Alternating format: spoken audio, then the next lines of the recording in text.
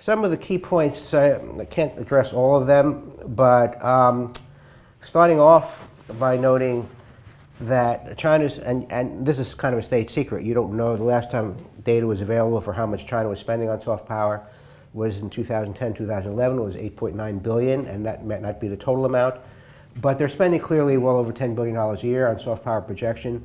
But one of the arguments I would make, they have not been as successful as the U.S., and the U.S. doesn't really care about soft power. Now, of course, as I'll talk about shortly, under President Donald Trump, China has really been making a move up, and the U.S. is going down in terms of whatever soft power might be. And that's one of the subjects I hope to talk about. My chapter, actually, in the book I'm co-editing, is a comparison of Chinese and American soft power in the era of Xi Jinping and Donald Trump. So that would be one of the questions. In the age of Donald Trump and Xi Jinping, is China's soft power still weaker than America's? And one of the things I would look at, and I have a lot of survey data on that, I can only get to a little bit of it in terms of favorability ratings of different countries in the world.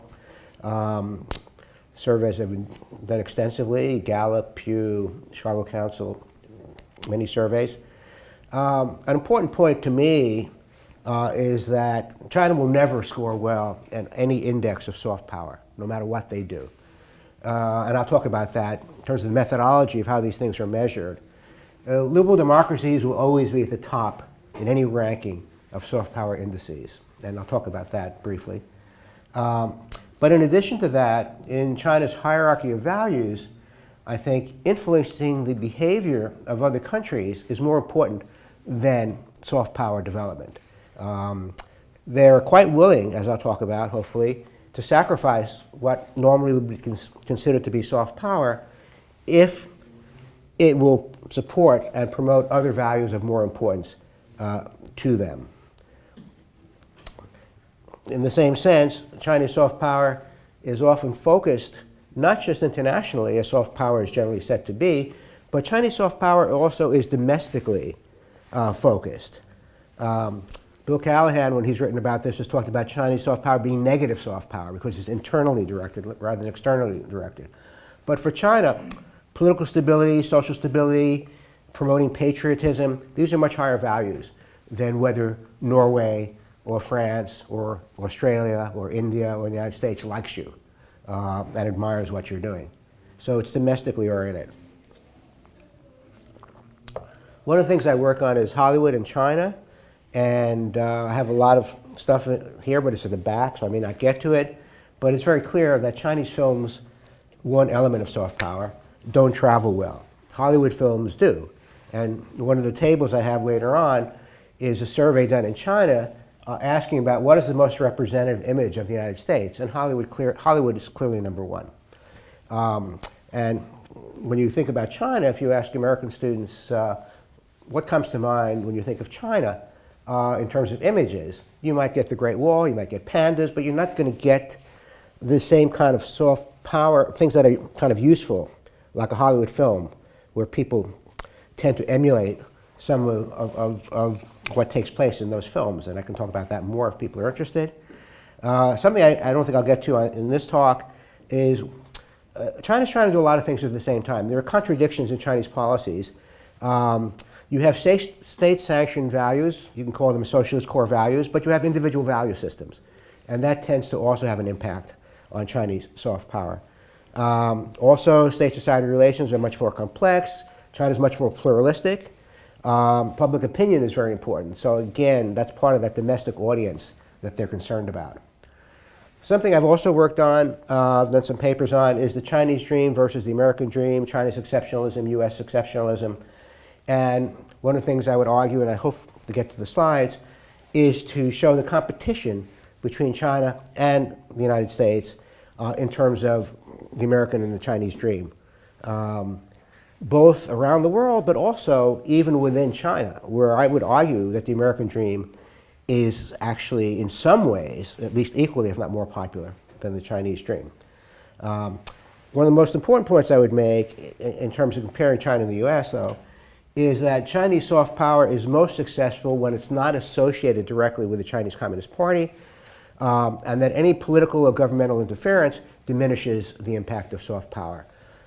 China can do very well in certain things in terms of soft power, like the Olympics or the Shanghai Expo, but then they'll do something in Xinjiang or in Tibet or arresting human rights lawyers, and that will have an impact on their soft power. So it's very much a mixed bag. And again, it's in part, certainly, because they're much more concerned about other values, not just soft power. Be very simple, and some of this is in Chinese because I also given a talk on soft power in China several times. But just very simply, soft power is something which is distinguished from hard power. Hard power has to do with the military, it's coercion, it's economic incentives or disincentives to try and generate influence. Soft power is based on attraction, to co-opt others to admire and share your core interests. It draws on resources like culture, values, exemplary foreign policy behavior, to try and create an international environment where others will be more inclined to cooperate, less likely to oppose your objectives.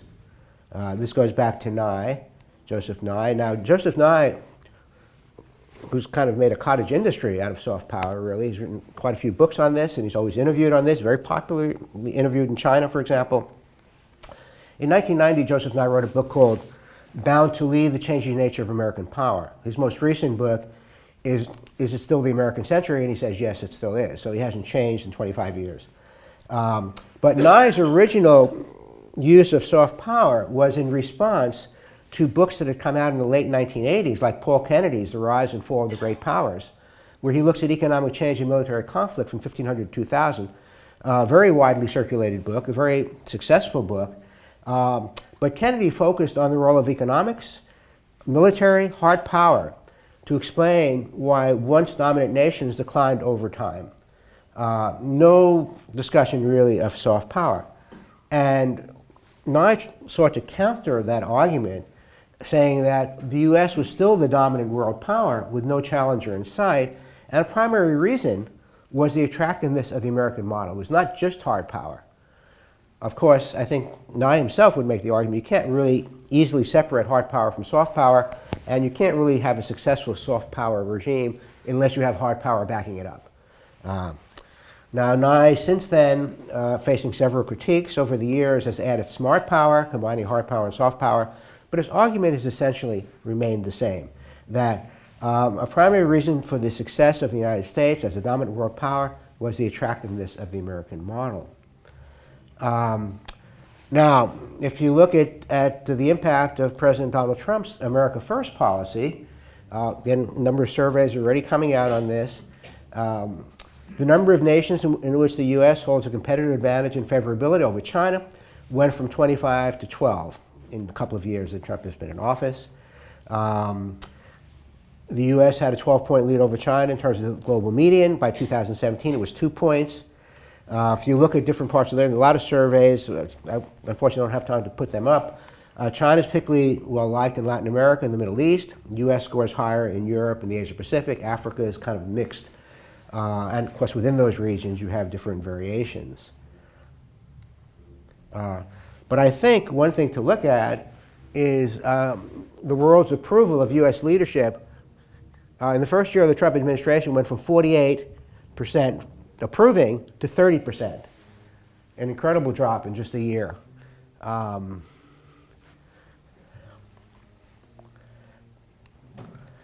of course, if you look at where U.S. leadership approval has been more successful, mostly Russia, Israel, China, in fact, because they originally thought Trump was going to be somewhat different than he turned out to be with the trade war.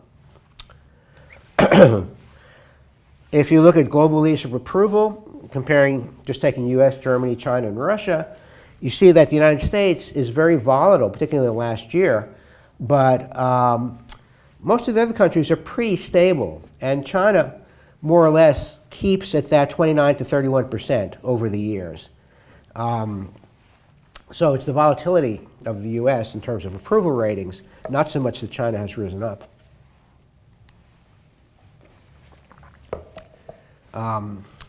You also see the U.S. went 33 countries. U.S. went from 64% favorability to 50%. China dropped from 52 to 48%. And actually, Russia has been rising in spite of all the criticisms of Russia and the sharp power they're using. I don't have to belabor this point, but you take almost any of these policies of the Trump administration, and you see high levels of disapproval around the world. This is based on 37 countries. Global views of Trump. The one thing that's positive, a strong leader, but arrogant, intolerant, dangerous. I don't want to make this about Trump, but some of the writers in China, some of the academics see soft power as basically a zero-sum game between the U.S. and China. So unless you talk about the U.S., you can't really understand what's happening with China. Angela Merkel clearly gets much higher ratings than Xi Jinping, Putin, or Donald Trump. How useful is that to her? That's a good question.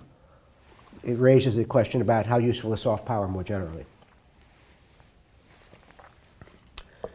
Well, one thing I find important is that even with the declining ratings of Donald Trump as president, you find that the view of Americans is still very favorable around the world.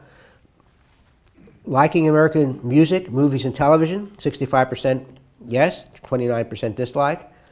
Respect for personal freedoms. Now, the areas where things have become more problematic is I like American ideas of democracy, which is now negative, and I guess the Trump administration has a lot to do with that.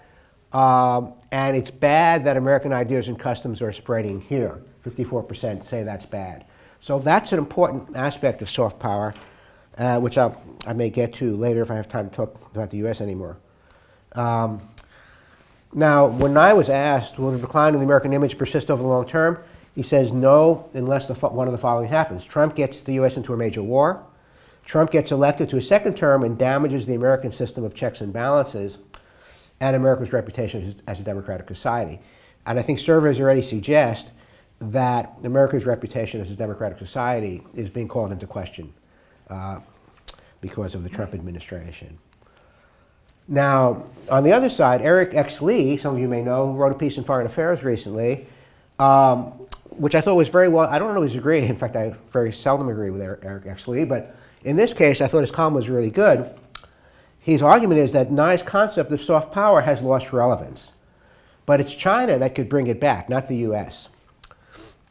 China's soft power proposition, he says, is very, very simple.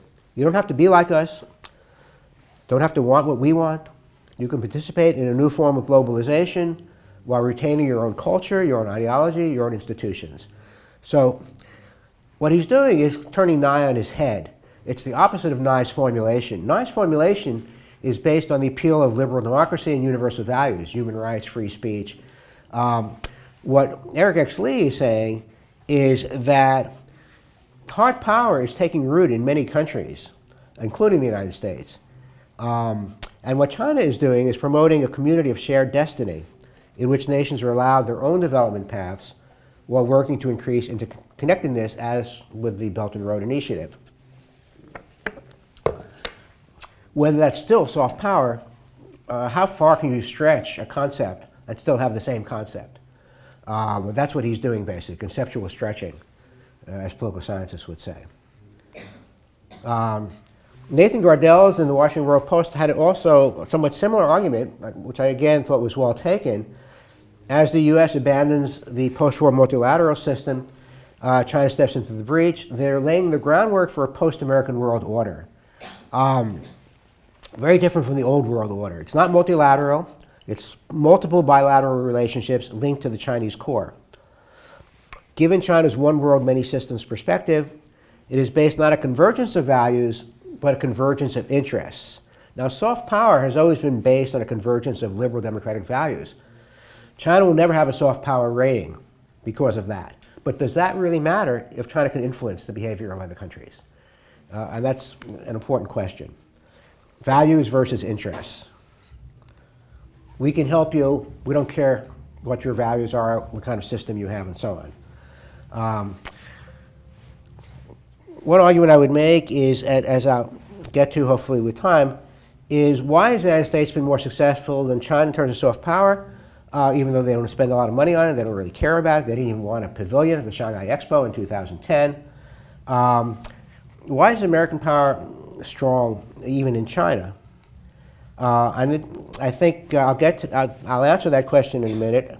This slide basically is simply to say that China really began to promote soft power development after then leader, General Secretary of the party, Hu Jintao, made a speech in which he railed against the strategic plot to westernize and divide China in ideology and in culture, long-term infiltration from the West. So that began a big push beginning in 2012 on soft power development in China. Okay, I'm going to skip over some of this for time. But the argument very simply I would make about America and China is that American soft power has been successful precisely because it's not linked to the American government. Chinese promotion of soft power hardly exists from the efforts of the government. And I have a number of examples later on of how China could improve its soft power. I hope I get to them. By having it separated from the government, more civil society and so on. Okay, I'm going to skip over some of now, if you look at the Chinese media and Chinese books, and you find a lot of these books, I've collected a lot of these books over the years. We Don't Have Avatar, The Crisis in Chinese Soft Power. Back as early as 2011, there was a report on Chinese cultural soft power, which suggested that the United States had 43% of the cultural industry market share in the world, European Union 34%, Japan 10%, Australia 5%, and China was down at the bottom, less than 4%, although I would think South Korea should have been higher. If you look at the Portland Soft Power 30, which USC, Center for Public Diplomacy, is involved with, and you look at the methodology by which they choose which countries have the most soft power, 70% objective data, 30% polling data, and see the results in 2018. Of the top 15 countries, all of them are liberal democracies. Only 2 are outside Europe and North America. Japan, number 5, Australia, number 10. And if you look at the next 15, you see that China is only at 27, Russia is only at 28. But again, I would raise the question, how useful are these things? How useful is soft power? How useful is having indices of the top soft power 30? What does that tell you about the country? Another example, if you look at an important part of soft power is building brand names. And so this is a 2016 survey. Forbes, I believe it was, estimated value of the world's most valuable brands. 3 of them, of the top 10, are not American: Toyota, Samsung, and Mercedes-Benz. And this has to do with not consumer satisfaction or anything like that, but just simply financials. In terms of top growing brands, only one company from China is on the list. Huawei is on the list, right behind Mercedes-Benz.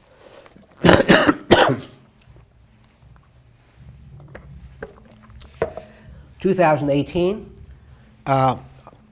Forbes, of the top 100 brands, most valuable brands, 54 brands are American. 20 are technology companies, 13 financial services, and so on. China has only 1, along with Canada, Denmark, Ireland, and UK. Now, you might be surprised, given when you think about some of the companies in China, like Alibaba and some of the others that are so big, Tencent. But again, it's methodology. Everything is always methodology. If you're a social scientist, it all comes back to methodology. So Forbes began with more than 200 global brands, but we required brands to have more than a token presence in the U.S. Token presence, it's all U.S. centered. So Vodafone, Alibaba, eliminated right off the bat because they don't have that global presence if they don't have a strong presence in the U.S. So if you look at the top list, you see Samsung and Toyota, the only 2 non-American companies on that list in terms of brand value. I mentioned earlier, most representative of the U.S. image, Hollywood, number 1, and you could choose up to 3. on this survey. But again, it shows you the importance of American culture with Hollywood, American politics, White House, American economics, Wall Street, human rights, freedom, Statue of Liberty, U.S. dollar, Coca-Cola, and so on. China wants to have these same brands in effect. I thought it would be interesting to take a look at how much China has improved, though, over the years. By looking at some of the Economist covers. If you go back to 2013, you have Putin, of course, triumphant Vladimir Putin, Russia resurgent, don't mess with Russia. But in China, you have Xi Jinping dressed like the Qing emperor in 1793. And the reason for that, of course, this was banned in China. This cover was banned in China, not surprisingly. But the reason for that is 1793, with the McCartney mission coming from the UK to try and open up China to trade and station a permanent representative in the Forbidden City. This was the last time China could dictate terms to the West on what their relationship would be. After 1793, leading up to the Opium War, the late 1830s, China no longer could dictate terms, leading to what they call 150 years of national humiliation and so on. So he's trying to bring back China as if it were still 1793. It was meant as ironic, the China dream. But given what China has done in the last 5 years, it's hard to argue with that kind of success. If you look at other recent Economist covers, what to make of the Belt and Road Initiative, China's getting the world's attention. Surveillance state, perfected in China, a threat in the West. China is exporting their surveillance state to other countries. Time magazine last year, less than a year ago, China won. World's most powerful man. You go from 2013 when he's a Qing emperor, and now he's the world's most powerful man. So something is going right in that sense. And then the issue of sharp power, which is added to soft power and hard power. And so the sharp power basically, without going into too much detail because of time, works by manipulation, pressure, China's intrusions as a new global battle to guide, buy, or coerce political influence goes on. Australia has been a very good example of that. There's some Canada, Germany, other countries. So whereas the Soviet Union and the West were sworn enemies, China is a keenly courted trading partner that is investing huge sums beyond its borders. Very different from what was going on in the Cold War, and China wants to stifle any discussion of the Dalai Lama, Falun Gong, Tiananmen Square protests of 1989. Taiwan is not being part of China. All those things, they will use a lot of their economic muscle to try and prevent those things, and very successfully often. Other covers, does China play fair? How the West got China wrong, that was after Xi Jinping was able to eliminate the two-term limit on president and the presidency. Now, here's the other side, Liu Xiaobo, China's conscience. This is something no matter how much they want to cover it up and have people disappear down a memory hole, it just doesn't work. And this hurts their soft power, clearly. But it's a price they're willing to pay, because soft power is not the most important thing to them. Struggle for Hong Kong. Pandas appear a lot on Economist covers, looks like. Usually as very hostile. She who must be obeyed. Now even this was a very positive cover on The Economist. Made in China, new, improved, and stronger than ever. This was a very positive, how Chinese companies are really doing a great job. This becomes now the poster child, in a sense, for U.S. retaliation in terms of the trade war against the Made in China 2025. So if you're too successful, that's going to be used against you as well.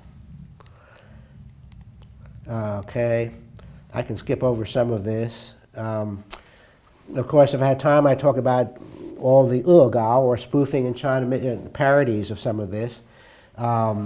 This is actually something I bought in Panjiayuan in Beijing, which is Xi Jinping now, and the same thing I have of Mao. Now, this is another one. This is true in the poor areas of China. Many of them have turned to Christianity because they have no hope. So what the government wisely has tried to do is to say, get rid of your Jesus picture, put up a Xi Jinping picture, and we'll give you money to help you get over this poverty. So they're kind of buying that. Now, you may have heard that China censors Winnie the Pooh. The letter N is censored as well. That was interesting because N, social science term, N equals, because a lot of people were saying N equals more than 2 because more than 2 terms. And so they censored the letter N for a while. But Winnie the Pooh, I don't know, do you think Winnie the Pooh looks like Xi Jinping? Anyway, apparently people around Xi Jinping think so. So I thought it was very interesting when Liu Xiaobo and Liu Xia, his wife, their last picture they took, they have mugs with Winnie the Pooh. He gets the last laugh on Xi Jinping, in a sense. He dies happy in some way. Here's another one, The Real China Dream with Putin, Obama, and Abe. Xi Jinping as a tourist. And of course, an Iranian comment on the removal of term limits for president. Okay, I can talk about the dance race. Now, the other side, I don't want to spend much time on this, but you can look at the Economist covers about Donald Trump, threat to world trade, endangered America's future as a global power. Trump is George Washington, I'll be tremendous. But in that issue, it's China, the global grown-up, not the United States, but China. The rift between the U.S. and Europe. 1 year old, is the Trump presidency really this bad? America's foreign policy. And one of the latest issues, above the law. And again, this gets to what Nye is talking about, the erosion of the separation of powers.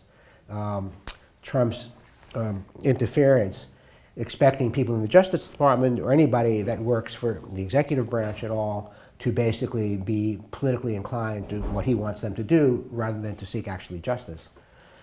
So this is really hurting American soft power as well as other things. Okay. Now, there's a lot of stuff about how cool Germany is, but again, does it really help them at all? How does that really help Germany, being seen as soft power? When Trump got into office, he focused on peace through strength. So I don't want to spend, I'm already spending too much time on the U.S., but 2018 in Davos, President Trump went, Xi Jinping did not. He was trying to make the argument America first does not mean America alone. But more people are interested in Liu He, a member of the Politburo in China, who is promoting the Belt and Road Initiative. And people were saying, like the chief executive of Siemens, that China's One Belt, One Road is going to be the next WTO, like it or not. 2017, you had the very striking situation in Davos. Trump was not there, of course, he was being inaugurated. But you had a very striking thing where, with all the global uncertainty and anxiety for capitalism, the world's most powerful communist was presenting himself as a champion of globalization and open markets. This is why the world is so strange these days. Now, here's one article. This was in the New York Times, but there's a lot in the Chinese press as well. Yan Shui-tung, from Dean of the Institute of International Relations at Tsinghua University, who makes the argument that Make America Great Again, Great Rejuvenation of the Chinese Nation, this is a zero-sum game. The two countries are fighting each other. When Trump got rid of the Trans-Pacific Partnership, this is a chance for China to move in. And basically, he's also saying that as the United States drives away talented Americans seeking, and others who want to be American immigrants to America, China can really benefit. It's very hard now to get an H-1B visa. I've been advising various friends of mine from China and elsewhere. Very hard to get an H-1B visa. But China's opening up a green card program to get these really skilled technicians. If you're an American citizen like I am, it's very sad to watch this happening. Silk Road issue, a lot could be said about the Silk Road, but one of the arguments is that you have this tension between the connectivity, interconnectedness that China is seeking, but the control that China has, which it doesn't seem willing to give up. So even though, as this article suggests, even as China seems to be championing globalization, broadening ties, it's also clamping down in critical borderlands that the Belt and Road routes would pass through, particularly on security issues, and so it's not open. A lot of it's kind of sealed off from the general public as to what's really happening, including the loans that are being made.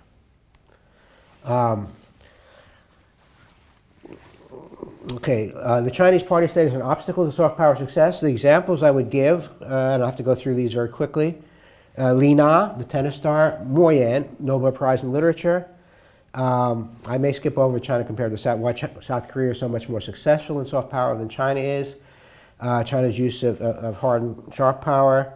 American Dream, debate. A lot could be said about debates over the Confucius Institutes, film issues. See how much I can get to. Okay, when Li Na won the French Open, it was celebrated in People's Daily. In fact, she got to the top. Xi Jinping was way down here, even though his picture was in there. This was a big thing for China when Li Na won the French Open. Then she won the Australian Open in 2014, and you see how happy she was. She gave a great interview in English at the Australian Open after she won. Very funny, talking about her husband, just talking very off the cuff. But then she went back, well, she's back in China now in Beijing training tennis players, but she didn't thank the Chinese Communist Party or China at all when she won the Australian Open. It was very striking with all the people she thanked. But here's somebody who's the third highest paid female athlete in the world, endorsements worth $40 million. She didn't thank China in her speech, but Xinhua, New China News Agency, wrote that her success would not have been possible without her time on the national team. But in fact, she left the national team in 2002. She quit tennis, went back to college, only coming back when she was permitted to choose her own coach and keep 90% of her earnings instead of giving half to the state. So Wuhan, her hometown of Wuhan, gave her $132,000 US, which is kind of tip money to her in a sense. But you can see, you can contrast how she looked in the Australian Open and how she looked in this picture in China. Big difference. And of course, she had 22 million followers on Weibo, and this circulated very widely. Mo Yan's another example. I wish I had more time to talk about that. Mo Yan was very clear when he won the Nobel Prize. Well, China's trying to win the Nobel Prize for many, many years. 8 Chinese had won Nobel Prizes in natural sciences. 6 were citizens of Western countries when they won the prizes. 2 were citizens of the Republic of China and Taiwan. Gao Xingjian, a French citizen, his literary works have been very critical of China. So Mo Yan was the first mainstream Chinese writer to win the prize, front page news in China. Mo Yan went out of his way to say it's an individual award, will have nothing to do with people reading his works or popularity in China. But his locality, Gaomi in Shandong, they turned this into a big thing in terms of saying this is a prize for the whole community. They immediately announced $100 million US to transform his home village into a red sorghum, because his most well-known novel is Red Sorghum, Hong Gao Liang. A red sorghum culture and experience zone. And residents of the area would have to cultivate red sorghum, even though it had long been seen to be unprofitable for that region. And local officials told Mo Yan's 90-year-old father, your son is no longer your son, the house is no longer your house, your son is now the pride of China. It doesn't really matter if you agree or not. That's officials made the decision. Tourism Bureau officials said provincial authorities have ordered Gaomi to execute the tourism program. Don't ask Mo Yan and his family, it doesn't really matter. And that's the difference between the individual versus the collective. The importance of the state in China compared to the United States, where its achievements are individual. This gets also to the Chinese and American dreams. American dream is an individual dream, the Chinese dream is a collective dream. I'm going to skip over Gangnam Style and a lot of South Korean success at this point, just for time reasons. As part of what I was saying, and you can watch me on the time, Clay, just let me know. I have no idea what slide I'm up to. But here's a survey that was published in Global Times. Chinese newspaper, which has nationalistic leanings, to say the least. But at the end of 2017, they did a survey, completely unscientific, of course, which is the least friendly country to China in 2017. Australia got about 60% of the votes, followed by India, the U.S., Japan, South Korea, because Australia was beginning to question the sharp power of China. If you did the survey a year earlier, South Korea would be at the top, U.S. would sometimes be at the top, Japan is always at the top, but as the people publishing the survey said, in the past Japan was always number one, but now with the Sino-Japanese relationship already at its lowest point, no space to fall, Australia has now passed it. Of course, Sino-Japanese relations have gotten better recently. But the point is that you could do the survey any number of times. You can find France, when there was a boycott of Carrefour, and you can find any number of, Norway certainly, after Liu Xiaobo got the Nobel Peace Prize, Philippines after the court verdict, arbitration verdict in the South China Sea. So China has no shortage of enemies that the state likes to publicize. I can spend a lot of time talking about why Korean culture is so popular in China, like Lies of Xing My Love for Another Star, which was so popular. But Chinese officials were very concerned about that. And then you had Descendants of the Sun. Chinese government was very critical. It's part of growing concern among Chinese officials who were aware of the growing influence of Korean pop culture on the Chinese populace. And so they were looking for a way to smack Korea down anyway. And then after Korea accepted the THAAD, Terminal High Altitude Air Defense System for Korea, to combat North Korean missiles, they used that to basically punish South Korea. So that all Korean culture was basically banned. Korean entertainment industry is one example. Finally, they lifted the ban in November, more or less. They never announced a ban. They never announced a lifting of the ban. They say, well, it's the public's decision, not ours. But conservative estimate is Korean companies lost about $7.6 billion US. It had a big effect on South Korean views of China. In fact, Chinese students in South Korea were saying at the time, people in China were sending them WeChat messages, or other messages saying, why are you still in South Korea? It's a terrible country. Come back home immediately. And the Koreans were saying, why are you here? We hate you. Go home. So they were caught right in the middle of that. It's a tough environment. But again, because soft power, obviously it hurts Chinese soft power, but that's not the most important thing. A few things about the Chinese American Dream.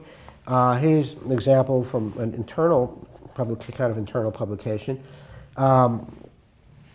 And just summarizing this, as I said earlier, the point being 7 differences between the Chinese Dream and the American Dream. But China has, according to this argument, has dealt with pain and adversity since the Opium War. The China Dream is for the glory of the nation. The American Dream is of individual prosperity, success, rise in social status. The argument is that everybody has an equal opportunity to be successful. It's a great attraction for immigrants. All of this is being called in question now under the Trump administration, unfortunately. Sad to see it happen. But the China Dream depends more on self-sacrifice. The American Dream depends on your individual initiative, and a lot of people I've met overseas say, if you can't make it in the United States, it's because you're not doing it the way you should be doing it. It's not because of the system. If you look at some of the surveys that were done after the China Dream began to be publicized, this is from a French public opinion organization. They found that happiness is more tied to material possession in China than anywhere else.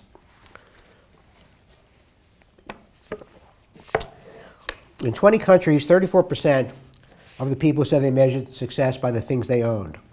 34% was the average. China was 71%, more than double the global average. 2 out of 3 Chinese respondents said they felt under a lot of pressure to be successful and make money more than any other country. The importance of materialism. Shanghai Daily did a weekly series on China Dreams by different generations. It's quite striking to me because they actually started off talking about Martin Luther King, I Have a Dream, and Walt Disney, and the American Dream. So even in this survey and the study, they referenced the American dream.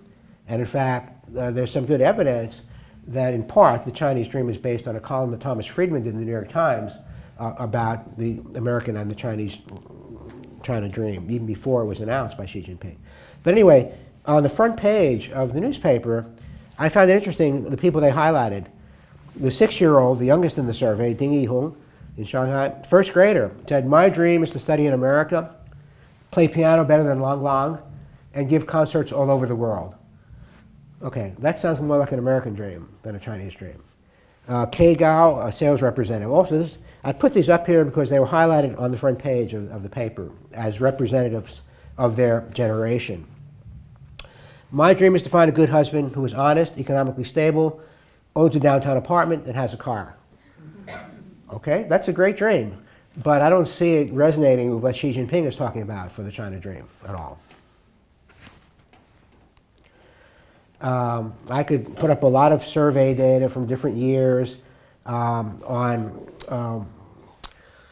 the success of American visual culture products like Hollywood film in China.